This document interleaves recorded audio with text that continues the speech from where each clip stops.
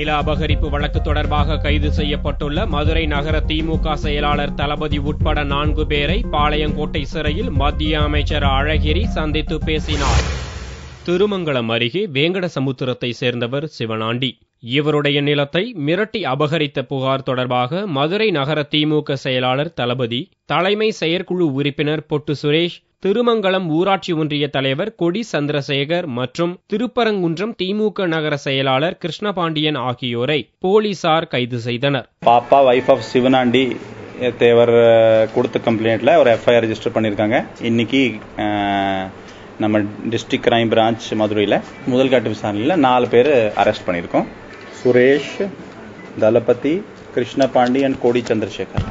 So normal cheating sections, extortion and cheating. சில பேருக்கு சம்மனும் அனுப்புகிறாங்க. அதில் அப்போ டிபெண்டிங் அப்போ வந்து ஃபர்தர் இன்வெஸ்டிகேஷன் என்ன டாக்குமெண்ட்ஸ் கலெக்ட் பண்ணுவாங்க, அதெல்லாம் பண்ணிட்டு ஃபர்தர் இன்வெஸ்டிகேஷன் நடக்கும் இனிமேல் தான். பாளையங்கோட்டை மத்திய சிறையில் அடைக்கப்பட்ட 4 பேரையும் மத்திய அமைச்சர் அழகிரி நேரில் சென்று சந்தித்தார். அவர்களை சந்தித்து விட்டு திரும்பிய அழகிரி தன்னுடைய நண்பர்களை பார்க்க வந்ததாகவும் பொய் குற்றச்சாட்டின் பேரில் இந்த கைது நடந்துள்ளதாகவும் குற்றம் சாட்டினார். பொய் குற்றச்சாட்டு மாவட்ட செயலாளர் தளபதியே சொல்லியிருக்காரு. அதுக்கு மேல நான் என்னுடைய நண்பர்கள் என்ற முறையில் நான் பார்க்க வந்தேன். நில அபகரிப்பு, மாநகராட்சி ஊழல் என மதுரையில் அமைச்சர் அழகிரிக்கு நெருக்கமானவர்கள் அடுத்தடுத்து கைதாகி வரும் சம்பவம் திமுகவினர் மத்தியில் பெரும் அதிர்ச்சி அலையை ஏற்படுத்தியுள்ளது.